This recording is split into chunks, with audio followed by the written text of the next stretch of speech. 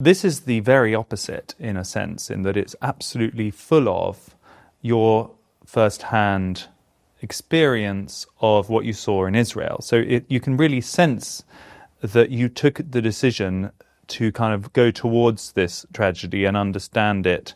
I'm talking about the 7th of October, understand it very deeply and make sure that you knew what you were talking about. There's a quote, actually, you say, "I decided, in short, not just to work out what had happened, but to become a witness." Yes. That quite sort of powerful word, bearing witness. It clearly moved you very deeply. Tell us a little bit about that experience. I was in New York on the 7th of October, and there were two reasons why I decided to go to Israel as soon as I could and to cover the atrocities that happened and interview the survivors, the families of the kidnapped, the wounded in the hospitals, the dead in the morgues, and much more. And also then to be with the IDF, embedded with them in Gaza, in Lebanon, and elsewhere, because I wanted to see the atrocity as much as I could of it firsthand, in order that, yes, I could sort of bear witness to it, as it were. And partly that was out of an instinct that the world was going to move on very fast, because that happens in Israel-related wars. A lot of the media will focus very briefly on the thing that has started the war, it's an attack on Israel, and then and this happened on the 8th, with the headlines all around the world were, "World fears Israeli response, blah, blah, blah, blah, blah." And they're always obsessed with the response. But I wanted to see the response as well, and got to see a lot of that up close. So yes, I think that as well as trying to work out what had happened on the atrocity, I wanted to work out what was happening in the war. Again, why I slightly resent people who haven't tried to do any of that or haven't put in any of the hours of the groundwork and the legwork, sounding off about things they haven't seen or known. And you were evidently very personally moved by it. Well, yes, I was moved by several things. I mean, one was just the scale of the atrocities and the barbarity of them. The thing I say early on in the book, the thing that first struck me when I saw the atrocity videos and saw the sights, was the sheer orgiastic delight in death that Hamas demonstrated that day. It was a level of evil that is hard to comprehend. I've spent the last year and a half trying to comprehend it again. But, I mean, I quote early in the book one of the young Hamas terrorists who, quite a lot of people may have heard the call by now. It was in the 47-minute video. This young man calling back home to his parents in Gaza saying, Father, I've killed 10 Jews with my own hands. With my own hands, your son has killed 10 Jews. And put WhatsApp video on, I'll show them to you." And he said, "Oh my gosh, this is wonderful. Let me call your mother. Mother, your son has killed." A thrill and a joy and a boastfulness in the savagery, which is of a kind which we did see with ISIS. We saw it with Al-Qaeda in Iraq, but this was a sort of next level, or at least a more organized level, when 4,000 terrorists broke into Israel, invaded Israel, and went massacring their way through the communities in the south. And one, I suppose, which, I mean, there were many stories that deeply affected me, but one was meeting the survivors of the Nova party, because this was just a dance party where, hundreds and hundreds of young people were dancing in the early hours of the morning when this death cult came and raped and beheaded and murdered and macheted and shot and chased and machine-gunned across fields as they were running. Hamas boasts of butchery. The world shrugs. A dance floor becomes a graveyard. Where is the outrage? Douglas Murray exposes the dark heart of a death cult and the West's disturbing indifference. From historical lies to moral decay, he challenges the new emperors of truth, podcasters, politicians, and anyone who trades expertise for clicks. Are we witnessing the death of empathy? Podcasters are encouraging. What I really maybe should have said then, can now, is that everybody recognizes expertise in the areas they know about. If you had gone on Joe Rogan and sought to spend 3 hours talking about MMA fighting, wouldn't be very convincing.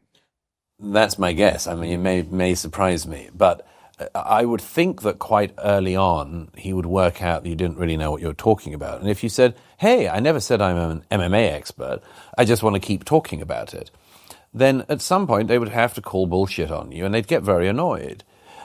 Well, okay, that's the same with lots of other things. I get very annoyed when I hear people who are in no way recognizably historians, in no way recognizably expert in the subjects they talk about, regurgitating false versions of history that I saw debunked already in my lifetime.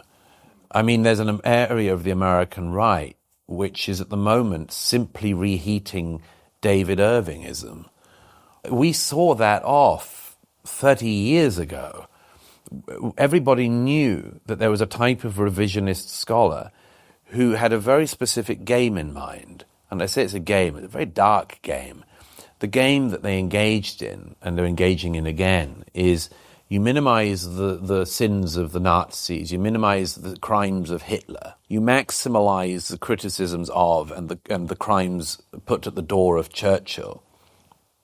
You have this moment of parity, and then you make the move, which is actually Churchill, the Allies, worse. And there is a part of the American right that is indulging in this stuff before. Murray says everyone respects expertise in their own field. If he talked about MMA on Rogan's podcast for 3 hours, he'd be exposed. Rogan would know he's clueless. It's annoying when non-historians regurgitate debunked historical falsehoods. Part of the American right is reheating David Irving's ideas.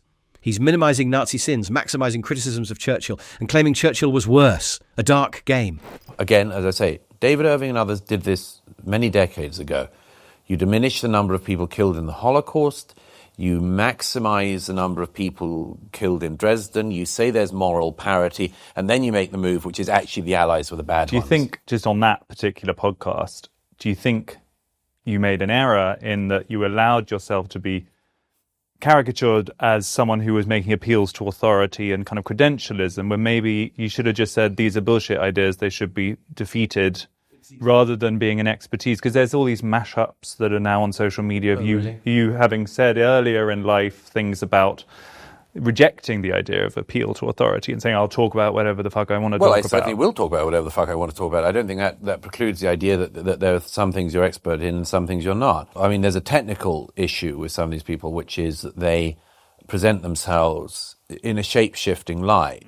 And it was a light that I first noticed in America. You could say Jon Stewart started it, where he started off as a funny comedian and ended up being a barracking bore, really, about politics. The first person I noticed who did this same move in the UK was Russell Brand. He used to infuriate me that that the media, so much the media fell for this trick of saying, I'm going to explain to you how the global revolution is working, or I'm going to explain to you how to rearrange the economy. And then, if you remember, Evan Davis on Newsnight once invited Russell Brand on and asked him about his views on the economy, and at one point showed a chart, and Russell Brand memorably said, I ain't got time for no fucking charts, I'm a comedian.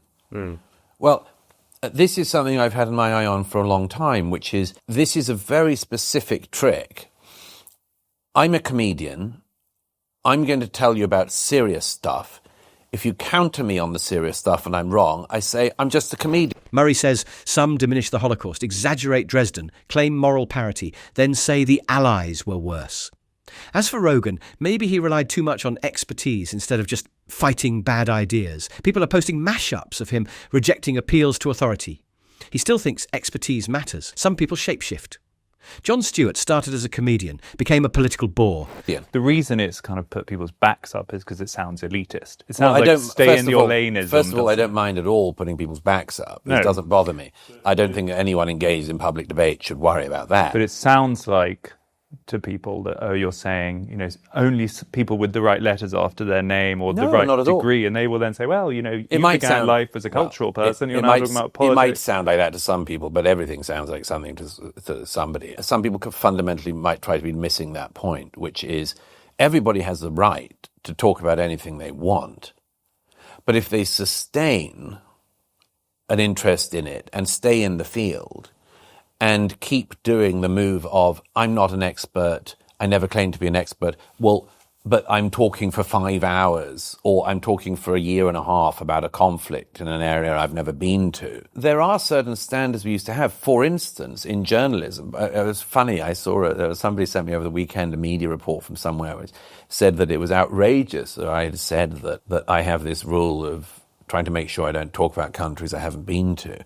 They thought this was preposterous. This used to be a completely normal standard in the media. They're trying to get you on Iran on that one. I've seen. Oh, are they? You haven't been to Iran. How can you talk about Iran? Interesting. Well, I'd say 2 things to that. One is the only time I applied, I wasn't allowed a visa. I've been to about every country I can, which I haven't been barred from, which is fortunately only a couple. But you'll notice, for instance, that I will criticize the Iranian regime for its public pronouncements. But I don't think you'll ever find me explaining exactly what people are feeling on the streets of Tehran. I wouldn't presume to say that, because I don't know, because I've not been there, because the regime won't allow me in. So there are certain standards that you're meant to adhere to. The late Robert Fisk used to be rather on the borderline of being allowed to continue writing journalism because he kept on being found. Douglas Murray doesn't mind putting people's backs up. It's not about staying in your lane or needing degrees. Everyone can talk. But if they sustain interest yet claim I'm not an expert, after hours of talking about a conflict they've never seen, that's a problem. Journalism used to have standards. He tries not to talk about countries he hasn't visited. Writing about countries he wasn't sitting in as if he was there.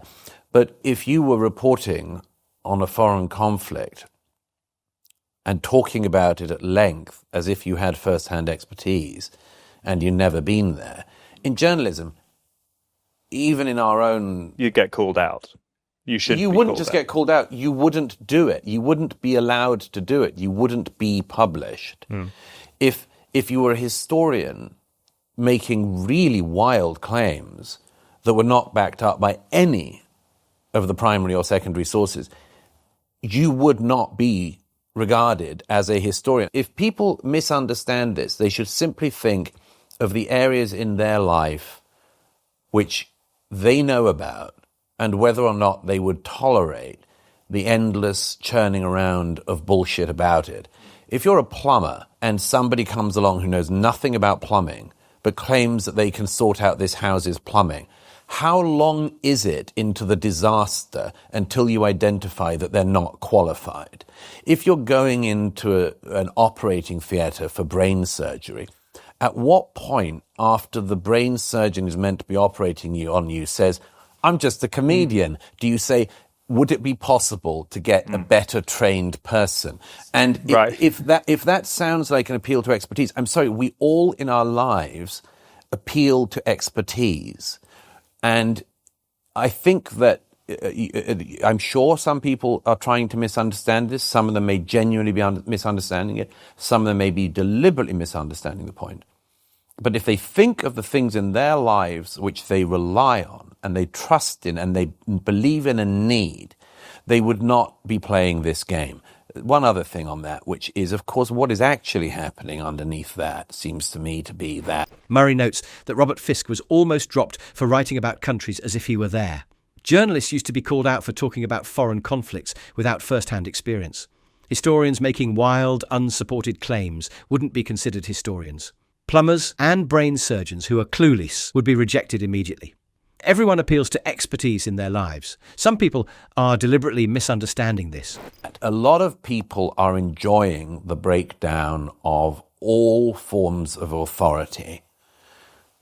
And it's not necessarily for uncynical reasons. I think, frankly, it points to something quite important beneath that as well, which is much of the counterculture, particularly in America, less so in Britain, much of the counterculture is not the counterculture anymore. It's the culture. Because Donald Trump has won the election. Because Donald Trump's won the election. The podcasters have won. Joe has probably more influence on public debate than the Washington Post these days.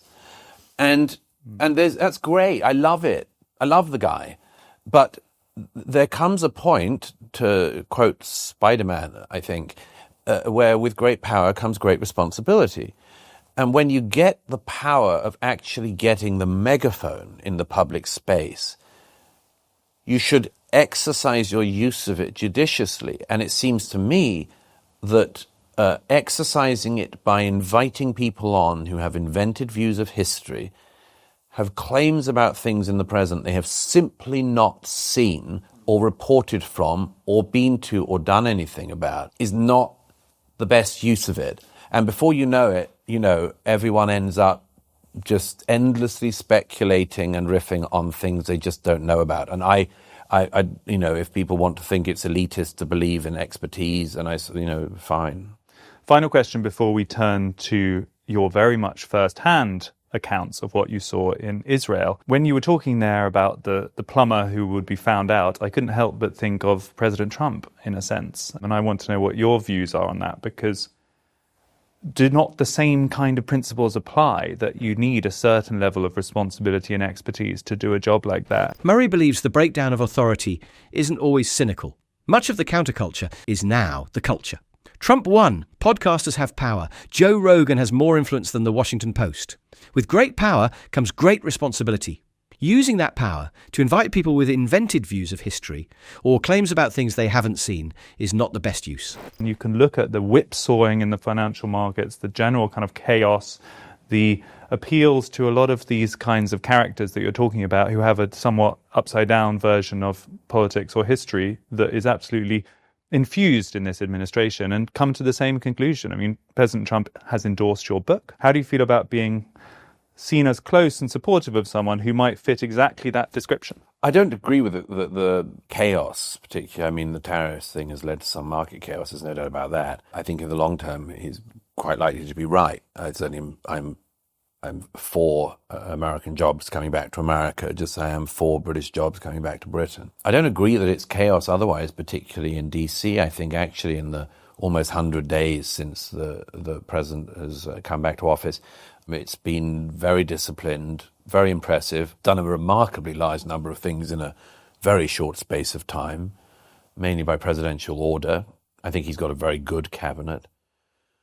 And where there are people in it who I, have been skeptical of, I've said so. I mean, at the New York Post, we were very critical of RFK Jr. being put forward for health, principally because some of his views on vaccinations have been, I think, deeply troubling. So you're not worried that the sort of anti-expertise culture has literally taken over the administration? No, not at all. I mean, Pete Hegseth is an expert in the military, having served in it for many years, and is a very impressive guy. No, I don't think that Trump is anti-expertise like that. And obviously he's not anti-expertise in the presidency because he's done it before. And one of the striking things, of course, is that he having had 4 turbulent years to begin with, he's come back with an agenda that he's very clear on and seems to be able to institute, which he couldn't first time.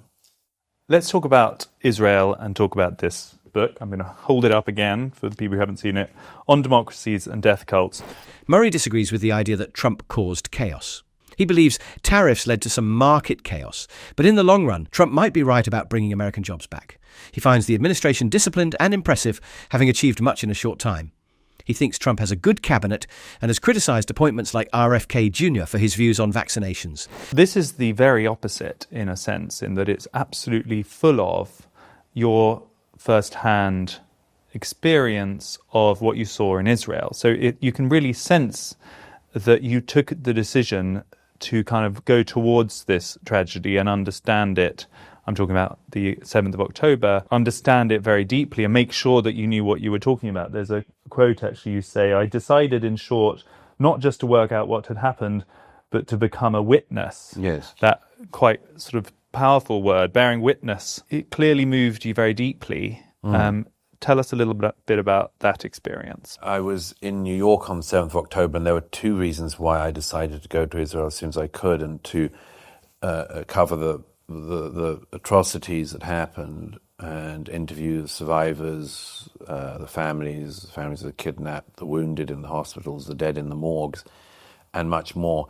And also then to be with the IDF, embedded with them in Gaza, in Lebanon, and elsewhere, because I wanted to see the atrocity as much as I could of it firsthand, in order that, yes, I could sort of bear witness to it, as it were. And partly that was out of an instinct that the world was going to move on very fast, because that happens in Israel-related wars. a lot of the media will focus very briefly on the thing that has started the war, it's an attack on Israel, and then and this happened on the 8th, the headlines around the world were, world fears Israeli response, blah, blah, blah, blah, blah. And they're always obsessed with the response. But I wanted to see the response as well, and got to see a lot of that up close. So yes, I think that as well as trying to work out what had happened on the atrocity, I wanted to work out what was happening in the war. Again, why I slightly resent people who haven't tried to do any of that or haven't put in any of the hours of the groundwork and the legwork. Murray was in New York on October 7th and decided to go to Israel to cover the atrocities. He interviewed survivors, families of the kidnapped, the wounded, and saw the dead. He wanted to witness the atrocity firsthand. He felt the world would move on quickly, focusing on Israel's response. He resents those who haven't put in the hours to do the groundwork. Sounding off about things they haven't seen or known. And you were evidently very personally moved by it. Well, yes, I was moved by several things. I mean, one was just the scale of the atrocities and the barbarity of them. The thing I say early on in the book, the thing that first struck me when I saw the atrocity videos and saw the sights was the sheer orgiastic delight in death that Hamas demonstrated that day. It was a level of evil that is hard to comprehend. I've spent the last year and a half trying to comprehend it again. But, I mean, I quote early in the book one of the young Hamas terrorists who, quite a lot of people may have heard the call by now. It was in the 47-minute video. This young man calling back home to his parents in Gaza saying, Father, I've killed 10 Jews with my own hands. With my own hands, your son has killed 10 Jews. And put WhatsApp video on, I'll show them to you. And he said, oh my gosh, this is wonderful. Let me call your mother. Mother, your son has killed. A thrill and a joy and a boastfulness in the savagery, which is of a kind which we did see with ISIS. We saw it with Al-Qaeda in Iraq, but this was a sort of next level, or at least a more organized level, when 4,000 terrorists broke into Israel, invaded Israel, and went massacring their way through the communities in the south. And one, I suppose, which, I mean, there were many stories that deeply affected me, but one was meeting the survivors of the Nova Party, because this was just a dance party where, you know, hundreds and hundreds of young people were dancing in the early hours of the morning when this death cult came and raped and beheaded and murdered and macheted and shot. And Murray was struck by the sheer erotic delight in death that Hamas demonstrated. He quotes a young Hamas terrorist calling home, boasting about killing 10 Jews with his own hands. The parents express thrill and joy. He met survivors of the Nova Party massacre. Hundreds of young people were dancing when this death cult raped, beheaded, murdered, and chased them across fields.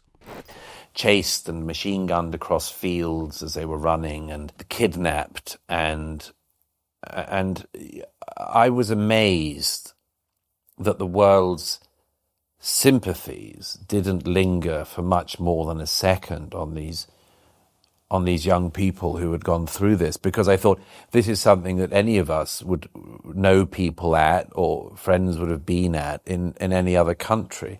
And, you know, the survivors of the Ariana Grande suicide bombing in 2017, the concert in Manchester, you know, the world only has sympathy for the victims there. The world only had sympathy for the Pulse nightclub victims or the victims of the Bataclan, a theatre attack in Paris.